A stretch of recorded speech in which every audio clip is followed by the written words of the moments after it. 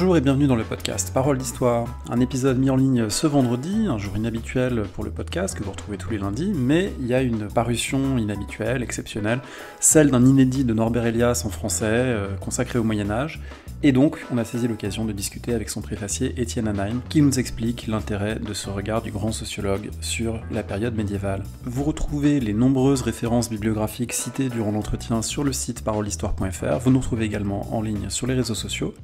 Rendez-vous lundi 8 février pour un entretien consacré à l'histoire de la Shoah en Bulgarie avec Nadège Ragarou. Merci et très bonne écoute. Bonjour Étienne Hanheim. Bonjour André Loez. Vous êtes directeur d'études à l'EHESS, vous dirigez aussi les éditions de l'EHESS. On va discuter aujourd'hui d'abord du volume, un texte de Norbert Elias, un inédit de Norbert Elias, Moyen-Âge et procès de civilisation que vous avez préfacé, et il paraît dans une collection qui est nouvelle. Alors, comme vous dirigez ces éditions, est-ce que vous pouvez nous dire un mot de l'idée de faire paraître en poche des livres de sciences sociales ? Effectivement, André, on a eu l'idée aux éditions de l'EHESS il y a maintenant 2 ans environ de lancer une collection de poche.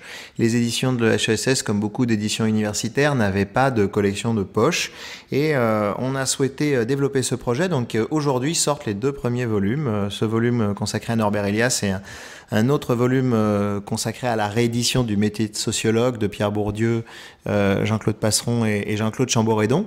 Et notre idée, c'était de donner à lire des classiques des sciences sociales, mais la caractéristique de cette collection de poche par rapport à d'autres, c'est de les accompagner d'introductions qui soient extrêmement nourries, de 40, 50, 60 pages, qui soient une présentation, un guide de lecture et aussi une histoire du texte, c'est-à-dire qu'il y a un vrai travail d'archives dans les 2 cas qui reconstitue la genèse de ces textes. Ce ne sont pas simplement des commentaires, c'est vraiment des recherches scientifiques qui mettent en perspective les grands textes de sciences sociales. Ici, on a donc un texte de Norbert Elias qui est très intéressant lui-même, très intéressant aussi pour son histoire, puisque c'est un inédit.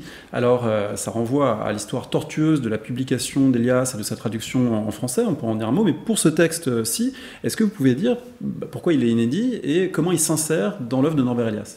Alors effectivement, c'est un texte qui est inédit en français, donc qui existe en allemand. Il y a aussi des textes de Norbert Elias dans ses archives. Un texte inédit en français dont j'ai eu connaissance grâce à la traductrice Anne-Marie Payès, qui s'était adressée à moi au moment où j'ai pris la direction des éditions, il y a environ 3 ans, et elle a joué un rôle très important dans ce projet, puisque c'est vraiment elle qui, au départ, a eu l'idée de traduire ce texte. Elle en avait parlé avec Arnaud Skornicki, et au fond, l'idée était de dire, voilà, il y a un fragment au milieu d'une œuvre extrêmement importante d'Elias, qui est son livre sur le procès de civilisation. Il y a un fragment qui, bizarrement, n'avait pas été traduit en français. Et donc qui est vraiment au milieu de l'œuvre. Donc on s'est dit avec Anne-Marie Payès que ça serait intéressant de réfléchir à cette traduction et d'en faire un des premiers volumes de poche. Alors pourquoi ce texte est resté inédit ? En fait, je rappelle, celles et ceux qui n'ont pas forcément à l'esprit l'histoire de la réception de Norbert Elias, que ce grand livre de Norbert Elias est paru en allemand en 1939 à Bâle, à un moment où lui était un juif émigré qui avait trouvé refuge en Angleterre. Et donc, quasiment, c'est un livre qui est tombé dans l'oubli et qui n'a pas été lu, pas été reçu. Il a été réédité en allemand en 1969, donc à un moment où Elias avait déjà un âge respectable, plus de 70 ans.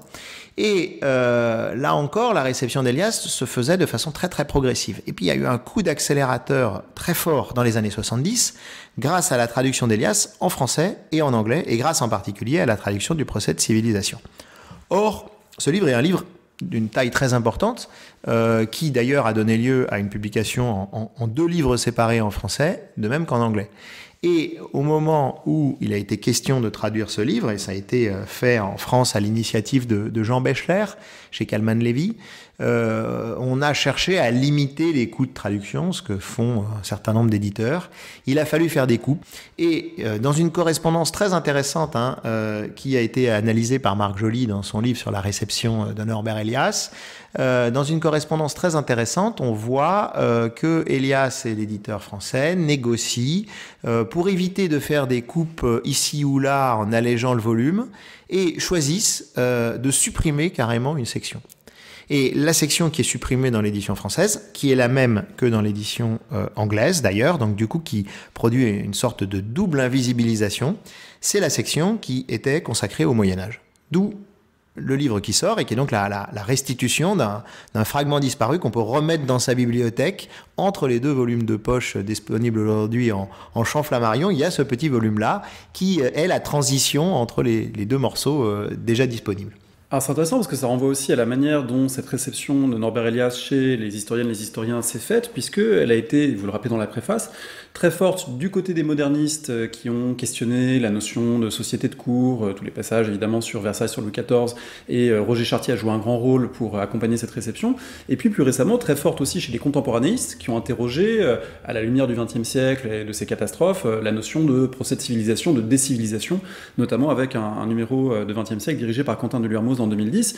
Donc les contemporanistes, les modernistes se sont emparés d'Elias, ont dialogué avec Elias. C'est un peu moins vrai pour les médiévistes.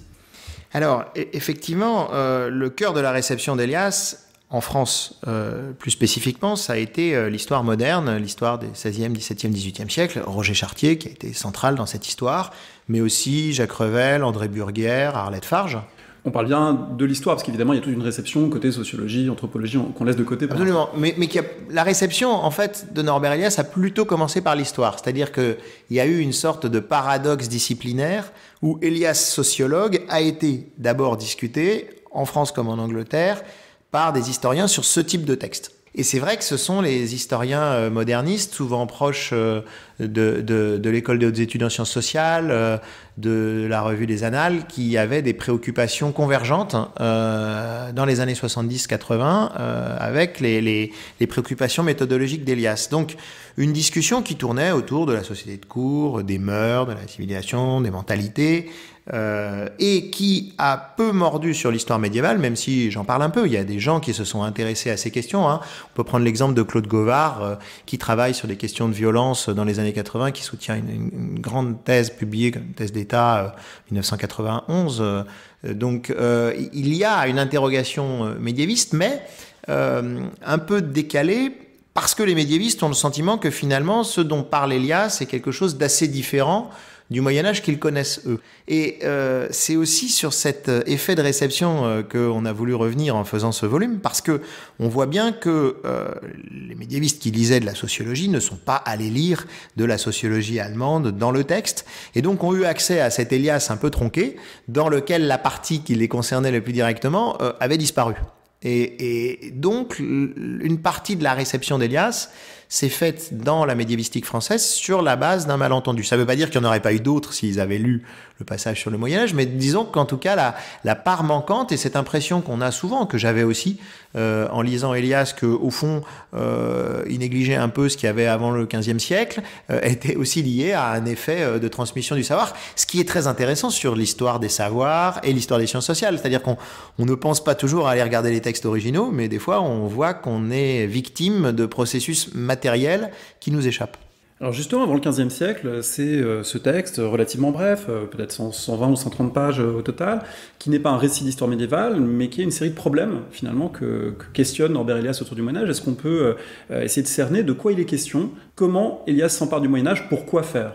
Alors, en fait, on pourrait décrire une partie du travail d'Elias sur le procès de civilisation comme une sorte d'enquête régressive, où Elias part de la problématique de la bourgeoisie et de l'Europe du 19e siècle. Il faut se rappeler qu'il est issu de ce monde, il est né en 1897.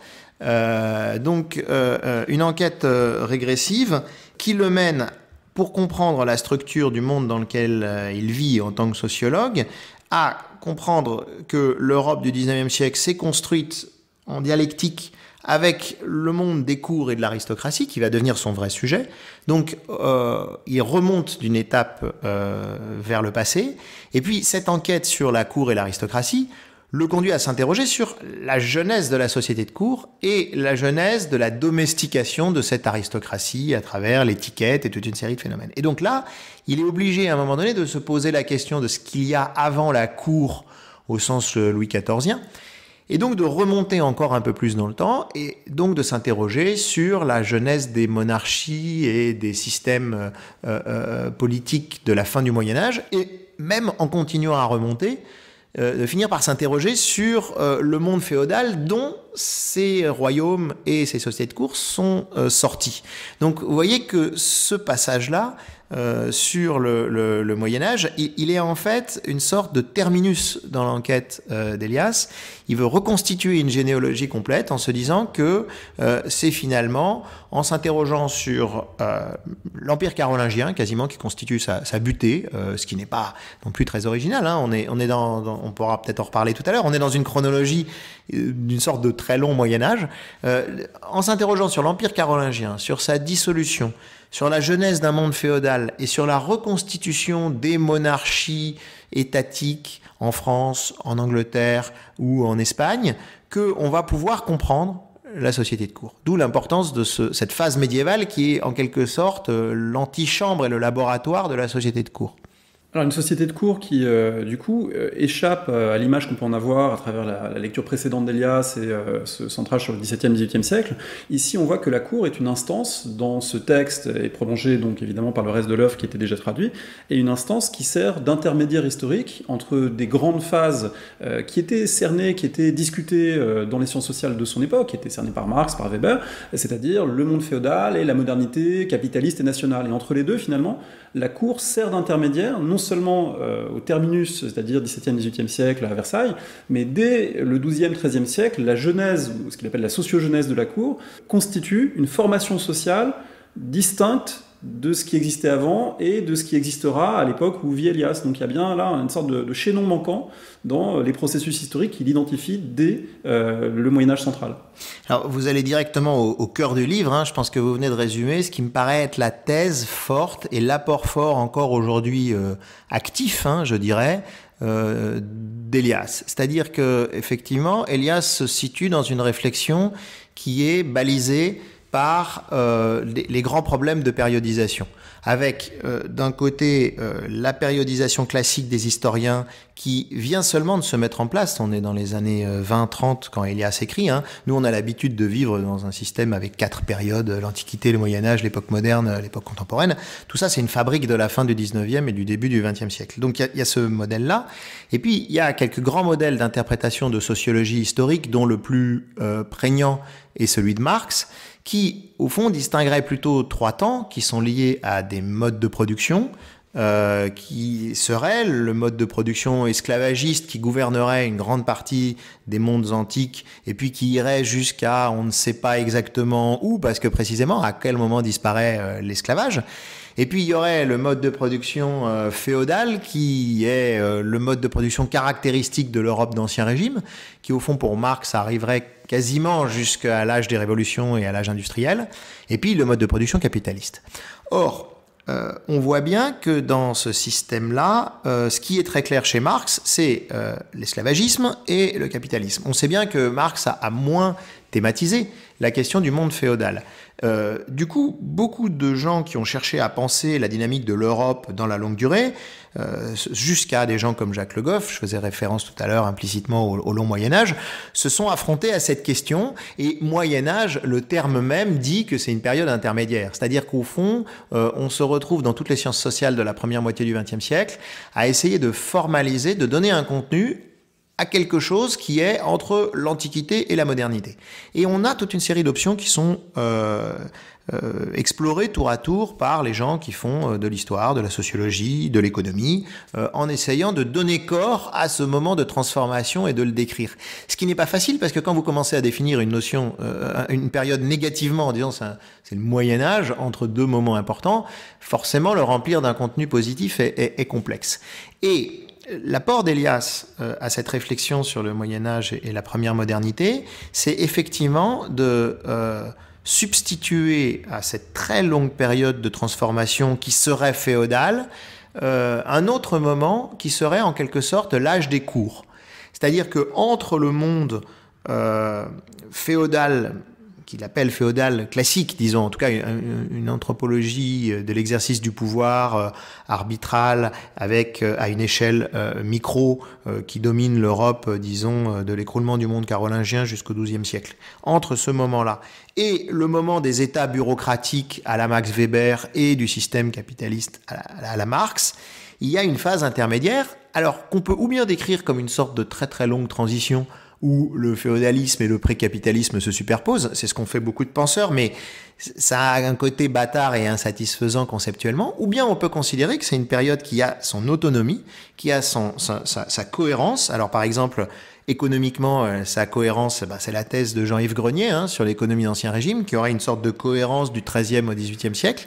Et ce que Elias dit dans ce texte, c'est qu'au fond, un des éléments de cette cohérence seraient les sociétés de cour. Et pas simplement parce qu'il y a une cour à la tête des monarchies, mais parce qu'en fait, les sociétés de cour présupposent tout un mode d'organisation économique, sociale, normatif, politique des sociétés. Spatial aussi. Spatial aussi, qui permettrait au fond de considérer que le point commun de l'Europe du XIIe au XVIIIe siècle, c'est d'être un monde de sociétés de cour.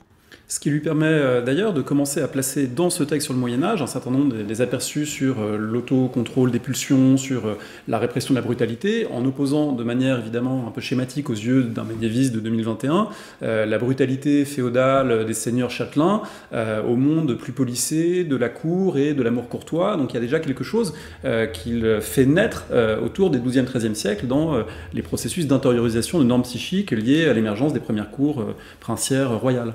Alors tout à fait, vous avez raison de rappeler que ça peut nous paraître un peu caricatural. Je veux quand même faire entendre aux gens qui iront lire le livre que c'est un travail écrit dans le cœur des années 30, et donc il ne faut pas attendre de Norbert Elias qu'il ait lu tout ce que nous avons lu quand nous affrontons cette période. D'ailleurs, dans l'introduction, il y a un moment donné où j'essaie de donner quelques pistes de compléments historiographiques, parce que c'est aussi un texte à remettre dans son contexte. Mais effectivement, Elias fait remonter au XIIe, XIIIe siècle un processus de disciplinarisation, si vous voulez, à travers la cour, avec cette idée que le monde des affrontements féodaux, dont on sait maintenant, par exemple, depuis Dominique Barthélemy, Stephen White, qu'ils sont extrêmement codifiés, ritualisés, qu'ils ont leur propre régulation, que c'est pas un monde sauvage et barbare, mais disons que c'est un monde dans lequel l'usage de la violence fait abstraction de la chose publique au sens classique, par exemple, et que le monde des cours est un lieu où on va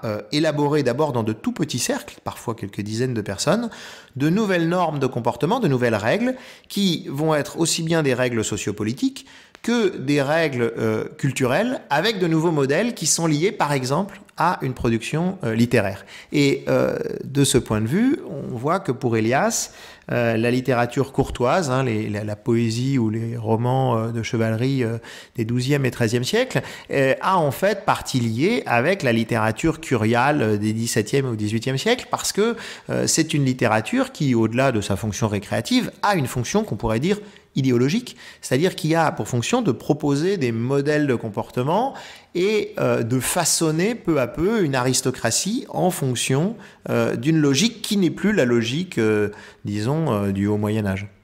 On parlait de ce qui est moins convaincant aux yeux de médiévistes actuels. Vous le pointez dans l'introduction, il y a une grande absente dans ces processus de modelage des comportements, c'est l'Église. C'est quelque chose qui est très peu présent dans le texte. Alors, effectivement, peut-être l'aspect le plus frappant aujourd'hui, c'est l'absence quasiment totale de l'Église. Absence quasiment totale de l'Église qui s'explique historiographiquement assez bien, dans le sens où la manière que nous avons aujourd'hui de redéfinir l'Église comme l'institution centrale du Moyen-Âge, très au-delà du religieux au sens où on l'entendrait depuis le XVIIIe siècle, est une manière relativement récente, c'est-à-dire qui au fond date des années 70-80 et la constitution progressive d'une véritable pensée de l'Ecclésia, si on pense au premier texte d'Alain Guiraud sur cette question, à ce que Jacques Le Goff a pu écrire aussi dans les années 70, jusqu'à ce que la médiévistique française, à travers des gens comme Dominique Yonniapra ou Florian Mazel, Michel Lowers, ont illustré sur cette question, c'est des apports relativement récents et dans les années 30, l'histoire de l'Église, c'était l'histoire religieuse. Et c'est resté comme ça relativement longtemps. Et dans la thèse de Duby, d'ailleurs, on voit bien encore à quel point la partition entre les clercs et les laïcs, entre le religieux et le sociopolitique, est une partition forte. Donc, Elias, lui, vit dans ce monde historiographique-là, c'est-à-dire dans un monde historiographique où l'Église n'est pas considérée comme un élément architectonique de la société. Ce qui le fait évidemment passer un peu à côté d'une partie des problématisations, disons, de la construction même curiale, littéraire, intellectuelle, culturelle, du quotidien des hommes et des femmes du Moyen-Âge. Alors, en contrepartie, ça lui permet aussi de développer des intuitions sur le rôle de la monétarisation des échanges, donc des intérêts pour l'Église qui a des contreparties positives, entre guillemets, dans la construction intellectuelle du texte. Peut-être, disons un mot plus approfondi de ce contexte intellectuel dans lequel il écrit et quels sont les matériaux disponibles. C'est très intéressant de regarder les notes d'Elias lui-même, les auteurs qu'il cite. Il cite Marc Bloch, mais il cite aussi Achille Luchaire, qui ne sont pas exactement dans le même monde et courant historiographique. Il cite évidemment la médiévistique allemande. Donc, quels sont les matériaux dont dispose Elias pour bricoler finalement son rapport au Moyen-Âge en tant que sociologue ? Alors, une des choses qui m'a intéressé en présentant ce texte, c'est effectivement d'entrer un peu dans l'atelier d'Elias. C'est-à-dire que je pense que si on veut lire ce texte d'une manière compréhensive aujourd'hui, il ne s'agit pas de dire « formidable, il y a un texte d'Elias qui va nous faire tout comprendre au Moyen-Âge parce que ça fait 100 ans qu'on ne comprend rien et grâce à lui, on va s'éclairer ». Donc, c'est pas vrai. Je ne veux pas décevoir tout de suite les auditeurs de ce podcast, mais disons, c'est un texte très intéressant, mais effectivement qui est un texte daté dans le bon et dans le mauvais sens du terme, et qui a donc un contexte. Le contexte, c'est celui d'un sociologue allemand des années 20-30 qui essaie d'écrire sur l'histoire. Et donc qui va se documenter, puisqu'il n'y a quasiment pas de référence de première main, je dirais, à ce qu'on pourrait appeler des sources ou à une documentation médiévale. Il n'y a guère que certains textes littéraires que Elias est allé lire lui-même, comme sur les Minnesänger en allemand et la littérature courtoise qu'il regarde. Mais sinon, il va même pas avoir des recueils d'archives, des recueils de textes, des sources publiées. Il travaille de deuxième ou de troisième main, c'est-à-dire à travers des manuels. Oui, j'ai relevé, page 70, une citation latine, mais quand on va voir la note d'Elias, il ne dit pas d'où vient la citation latine du texte, il renvoie simplement à un auteur. Oui, c'est un travail qui est un travail de compilation et un travail de synthèse, qu'on comprend bien dans sa perspective. Je veux dire, il fait un travail de sociologie historique, et là, il est dans l'antichambre même de son travail. Donc, de fait, il ne dépouille pas de documents de première main, donc il est dépendant de ses sources. Et donc, la question devient de quoi un jeune sociologue allemand autour de 1930 dépend-il quand il veut écrire sur le Moyen-Âge. Et c'est là où faire une sorte de génétique de son texte est tout à fait passionnant, parce que ça fait réfléchir sur les méthodes des sciences sociales. Donc on voit que Elias lit les grands textes disponibles en allemand à son époque, donc les grandes synthèses, les grands médiévistes, Dobsch, Kirn, donc il y a toute une série de textes allemands, mais en même temps, ce qu'il y a d'intéressant, c'est de voir la qualité de son travail de compilation et de recherche. C'est-à-dire que d'abord, il lit dans plusieurs langues, ce qui, rappelons-le, est quand même un réquisite essentiel d'une véritable historiographie internationale, et il lit des choses très différentes. Donc, il lit en français beaucoup. C'est une très grande source d'Elias, d'autant plus que dans sa fuite de l'Allemagne nazie, il va passer quelques mois à Paris et qu'une partie du travail de documentation de ce livre est en fait un travail accompli à la Bibliothèque nationale de France, autour de 34-35. Donc, on voit qu'il a un accès direct à la bibliographie française, et il lit aussi en anglais. Et il lit des choses très bonnes et très importantes. Et en fait, il identifie très bien les grandes œuvres de la médiévistique de son temps. Alors ça peut être Haskins aux États-Unis, Pirenne, évidemment, qui est le médiéviste le plus connu à cette époque-là internationalement, Henri Pirenne, donc en Belgique, et il lit les Français. Et alors, en France, on voit une alternance de ces lectures qui saute de niveau et qui conduit à se poser des questions à nous aussi, quand par exemple, en tant qu'historien, on va lire de la sociologie ou de l'anthropologie. C'est-à-dire qu'on a un accès élémentaire qui passe par des manuels ou des synthèses, et puis, on a un accès beaucoup plus pointu qui peut passer par aller lire des articles de revue. Donc, dans la même bibliographie, Elias fait coexister des manuels comme Lucher ou Calmette, Joseph Calmette, qui est le manuel classique d'histoire de la féodalité à cette époque-là. Marc Bloch n'a pas encore écrit La société féodale, donc c'est la manière, disons, classique de s'informer sur une perspective française. Et puis, d'un autre côté, effectivement, de temps en temps, il va tomber sur un numéro des Annales. Alors, il cite deux textes qui sont issus du même numéro, 1932. C'est très intéressant parce qu'on se dit, bon, ce numéro-là, il a dû l'avoir entre les mains à la bibliothèque. Donc, 1932, ça vient de sortir. Les Annales sont créées en 1929. Donc là, on est vraiment dans la pointe avancée de la recherche la plus originale et la plus vivante. Or, Elias a déjà accès à ça. Il renvoie déjà à Marc Bloch, aux caractères originaux du monde rural français. Mais ce qui nous désempare évidemment à distance, c'est de voir qu'il met ça sur le même plan que des choses qui nous paraîtraient de la recherche beaucoup plus convenue ou beaucoup moins originale, parce qu'au fond, ici, on voit le travail de collecte du sociologue qui réunit des morceaux et qui va mettre côte à côte des choses qu'on imaginerait peut-être comme non compatibles ou certaines comme déjà défraîchies, alors que d'autres extrêmement originales. Donc dans ce travail de documentation fait par Elias, il y a une grande leçon là aussi, non seulement sur Elias, mais sur la manière dont se fabriquent les sciences sociales en termes de généralisation, c'est-à-dire qu'est-ce qu'on lit, comment on lit, comment on réutilise, et comment, quand on va dans une autre discipline que la sienne, on a des outils ou pas d'exploration. Alors ça aboutit à un texte que j'ai trouvé très intéressant en tant que non-médiéviste justement, donc moins capable de repérer évidemment ce qui va pas, mais sensible à la démarche adoptée. C'est une démarche de sociologie historique, et en le lisant, je me suis dit que ça devait pas être si évident à l'époque, que c'était peut-être relativement neuf, cette capacité à penser des causes sociales au phénomène, donc à pas être enfermé dans l'histoire des idées, mais à dire voilà, les croisades, c'est pas uniquement parce qu'Urbain II a dit qu'il fallait partir en Terre Sainte, mais il y a des causes sociales liées aux besoins de terre ou liées à la dynamique sociale des chevaliers. Penser également les processus de construction des États en termes pas évidents et sans finalité. Il dit à un moment que voilà, le partage de Verdun en 843, c'est pas déjà la France et l'Allemagne. Il n'y a rien d'inéluctable à ça. Donc moi, j'ai trouvé ça très très intéressant finalement, et je me demande dans quelle mesure c'est relativement courant ou original dans les années 30 d'arriver à penser en termes sociaux et en termes défatalisés en quelque sorte ces phénomènes.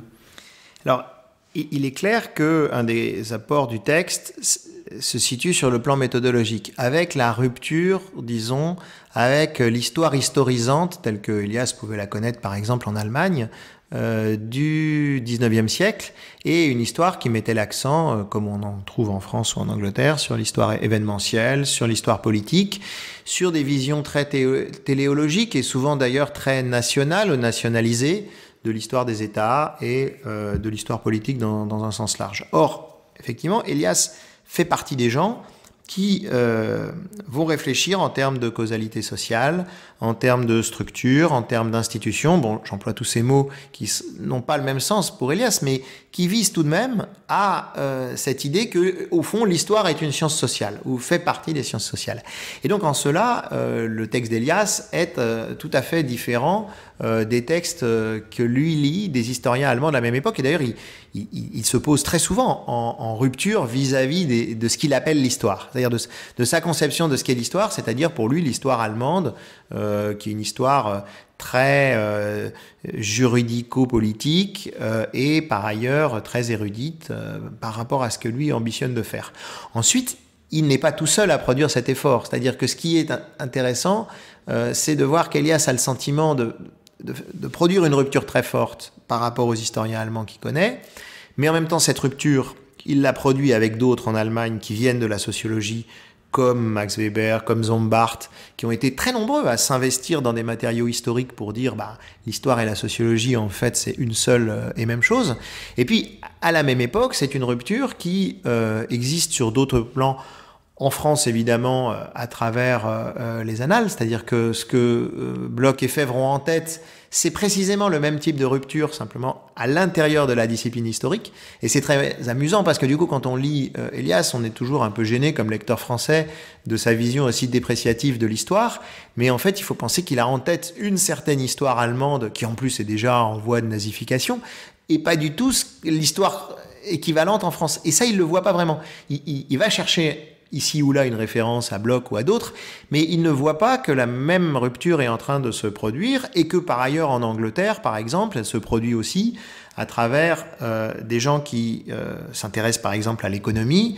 On peut penser à la grande médiéviste anglaise de l'entre-deux-guerres, Eileen Power, qui travaille avec Beveridge, avec Tony, et avec les gens qui commencent à dire qu'il faut arrêter de faire simplement de l'histoire politique et nationale, et que si on veut comprendre quelque chose à la genèse de l'Europe moderne, en fait, c'est les mécanismes sociaux et économiques de longue durée qu'il faut comprendre. Donc Elias appartient à tout ce moment de déplacement des problématiques de l'entre-deux-guerres, mais lui-même ne l'identifie pas forcément de cette façon-là, parce qu'au fond, lui, il se situe avant tout dans un référentiel allemand, où on aurait d'un côté un pôle sociologique qui est celui de Weber, Marx et d'autres, d'un autre côté le pôle historisant, et puis d'un troisième point le pôle néo-kantien philosophique idéaliste dont il veut aussi se défaire. Et c'est ça les coordonnées d'Elias. Mais en même temps, on ne sait pas toujours exactement l'histoire qu'on fait lorsqu'on fait l'histoire, quoi. Et donc Elias, de ce point de vue,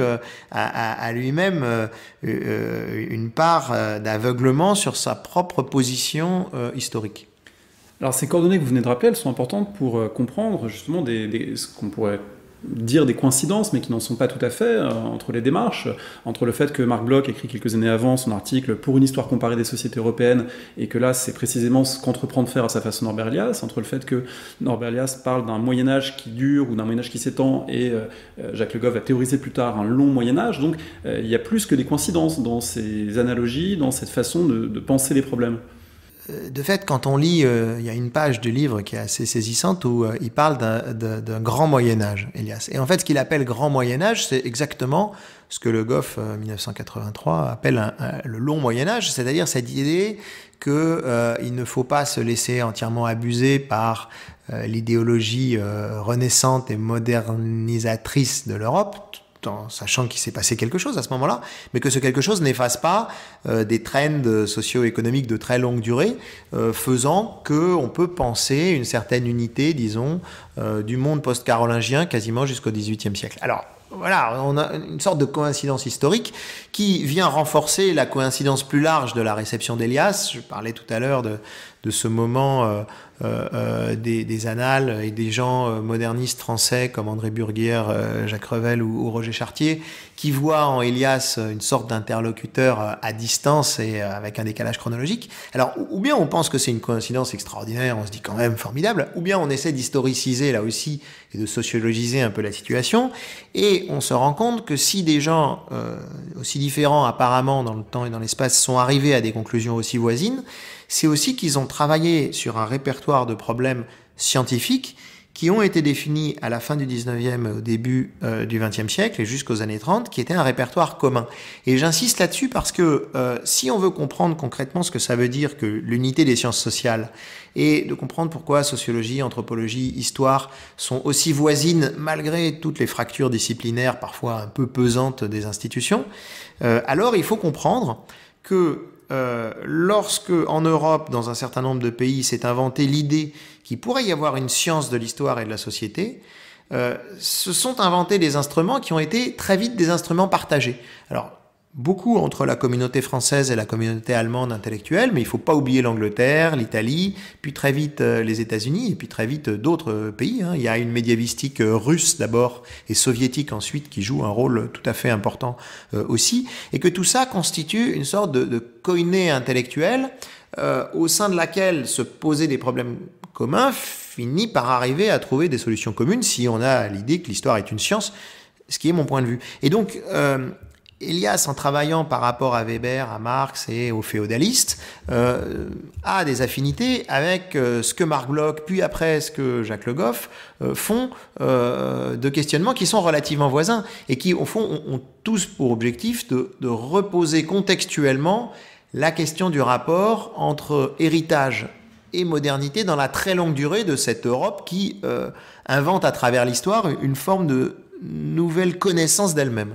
Peut-être que pour finir, on peut ouvrir en disant que cette démarche qui vise à comprendre dans le Moyen-Âge quelque chose des origines de la modernité, et notamment du chemin particulier suivi par l'Europe et par l'Occident dominant le monde au XIXe siècle, c'est quelque chose qui a continué d'être travaillé par des médiévistes, notamment Jérôme Bachet dans sa synthèse sur la civilisation féodale. Il projette cela vers la conquête de l'Amérique et vers des modes médiévaux de domination qui vont s'y transposer, qui vont aussi expliquer un peu la dynamique européenne. On peut aussi penser à Michael Mitterauer, son livre sur Pourquoi l'Europe, qui là aussi pense la question des origines médiévales de cette voie particulière. Donc c'est une question que Elias se pose dans les années 30, c'est une question qui est toujours à l'agenda finalement d'une partie de la recherche aujourd'hui.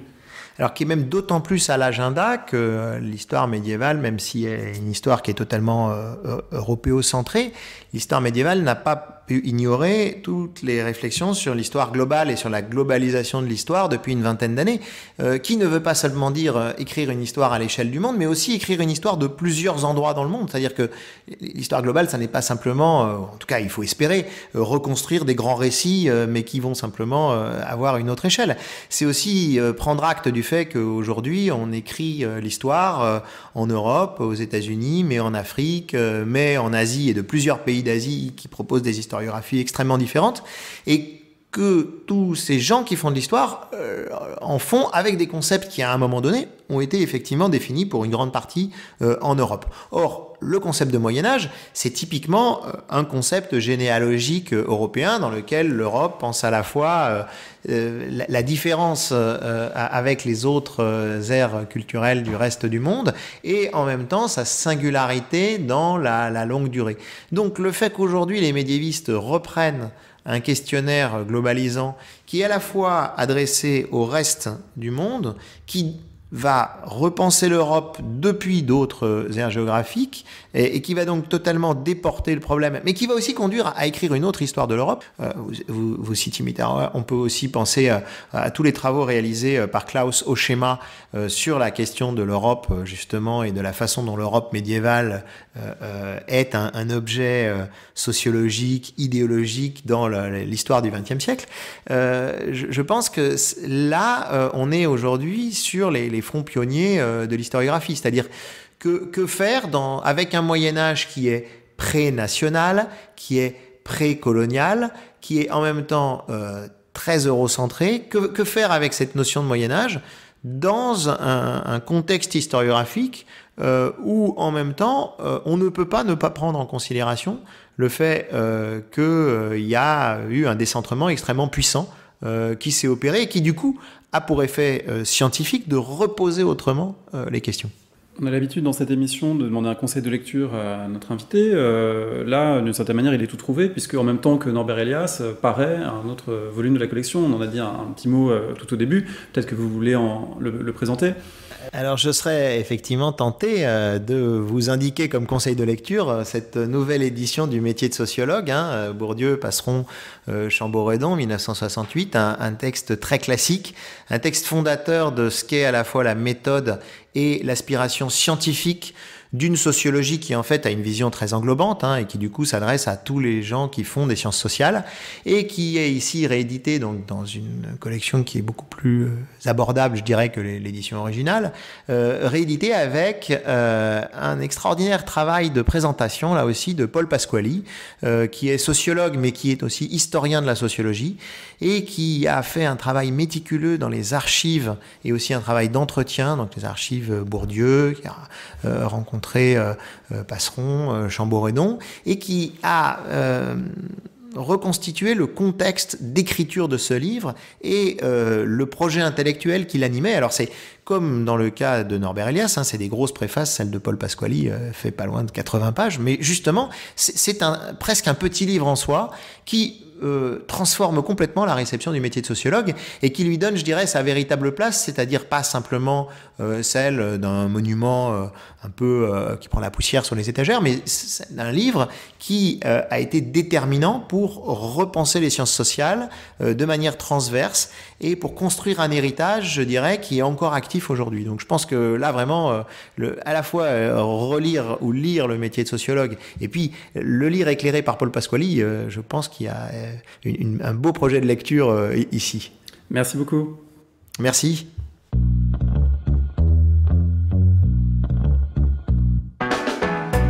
Merci de nous avoir écoutés. Rendez-vous sur le site www.paroledhistoire.fr pour toutes les informations sur le podcast, pour vous abonner, écouter ou télécharger les autres émissions.